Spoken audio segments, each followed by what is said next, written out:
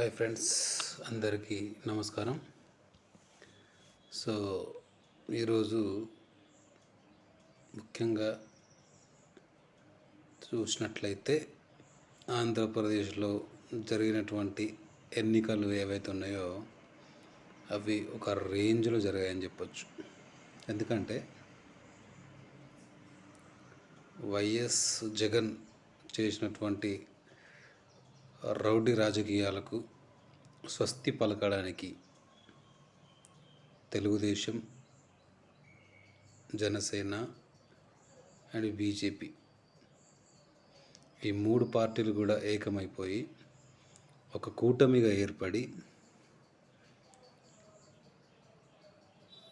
ఎన్నో అంచనాలకు అందినటువంటి విజయాన్ని సాధించడం జరిగింది. అయితే ఇక్కడ ముఖ్యంగా చెప్పుకోవాల్సింది పవన్ కళ్యాణ్ గారి జనసేన పార్టీ గురించి మాత్రమే. ఎందుకు అనంటే ఆయన ఇంతకుముందు రాజకీయంగా పోటీ చేసినప్పుడు ఎక్కడ కూడా ఒక్కొక్క దగ్గర గెలుపొందిన ఒక అభ్యర్థి గెలుపొందిండు. సో పవన్ కళ్యాణ్ మాత్రం రెండు చోట్ల పోటీ చేస్తే రెండు దగ్గర కూడా ఓడిపోవడం జరిగింది. అయితే ఈసారి ఒక క్రమ పద్ధతి ప్రకారము, ఒక ప్లాన్ ప్రకారము కేవలం 21 సీట్లు మాత్రమే, 21 అసెంబ్లీ, ఒక 2 పార్లమెంట్ సీట్లను మాత్రమే ఎంచుకొని ఎక్కడైతే నిలబడ్డాడో అక్కడ మంచి విజయాన్ని, అత్యధిక మెజారిటీతో విజయాన్ని సాధించి ప్రపంచం మొత్తం కూడా అతని వైపు చూసేటట్టు మన పవన్ కళ్యాణ్ గారు చేశారు. సో పవన్ కళ్యాణ్ గారి గురించి ఎంతోమంది ఎన్నో రకాలుగా అనవసరమైనటువంటి పనికిమాలిన మాటలు మాట్లాడి అనవసరమైనటువంటి రద్దంతాలను, పావాల అని, దత్తపుత్రుడని, ఇంకేదో అని, ఇట్లా ఈ విధమైనటువంటి రకరకాల పేర్లతోని ఆయన పర్సనల్ జీవితాన్ని ఎన్నో రకాలుగా మాటల ద్వారా అనుమానించి, అవమానించి, సో లేనిపోని నిందలు ఆయన మీద వేసి ఎన్నో రకాలుగా ఇబ్బంది పెట్టడం జరిగింది. అయినప్పటికీ కూడా ఎక్కడ కూడా ఆయన రియాక్ట్ కాకుండా, ఎక్కడ రియాక్ట్ కావాలో తెలుసు, ఎక్కడ రియాక్ట్ కావద్దో తెలుసు. సో నిజం చెప్పాలంటే ఒక రాజకీయ నాయకుడు రాజకీయంలో ఉండి కూడా ప్రజలకు ఎలాంటి సేవలు చేశారో చేయలేదో అనే తర్వాత సంగతి తీసుకుంటే, మొట్టమొదటగా ఎలాంటి రాజకీయాలు లేకుండా 30 మంది కౌలు రైతులకు 3 కోట్ల రూపాయలు సహాయం చేసినటువంటి మొట్టమొదటి వ్యక్తి పవన్ కళ్యాణ్ గారే.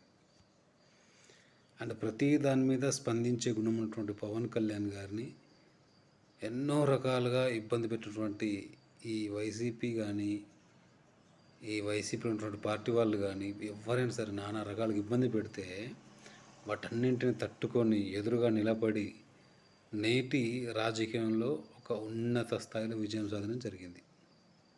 అంటే నేను ఏమంటున్నా అంటే సక్సెస్ అనేది వెంటనే రాదు. ఎంతో కష్టపడితేనే సక్సెస్ అనేది మనకు తోడవుతుంది. సో అలాంటి సక్సెస్లో భాగంగా పవన్ కళ్యాణ్ గత 10 సంవత్సరాలుగా ఎన్నో రకాలుగా అవమానాలు పడుతూ, ఇబ్బందులు పడుతూ, ఎన్నింటిని ఎదుర్కొని దర్జాగా ధీటుగా తట్టుకొని వాటికి ధీటుగా నిలబడితే ఈరోజు మంచి విజయాన్ని సాధించడం జరిగింది. సో కొంతమంది అయితే అతన్ని అసెంబ్లీ కూడా గేటు కూడా తాకనివ్వము, గేటు దాటనివ్వమన్నారు. సో మొన్న జరిగినటువంటి సంఘటన చూస్తే అతను పార్లమెంట్లో కూడా మాట్లాడడం జరుగుతుంది. అదే ఆయన రేంజ్. సో ఇవన్నీ తర్వాత నాకు ఒక ముచ్చటైనటువంటి విషయము ఎక్కడ నాకు బాగా ఇది అనిపించిందంటే, సో యాక్చువల్గా నేను మెగాస్టార్ చిరంజీవి గారి ఫ్యాను. ఆయన చిరంజీవి గారంటే నాకు పిచ్చి.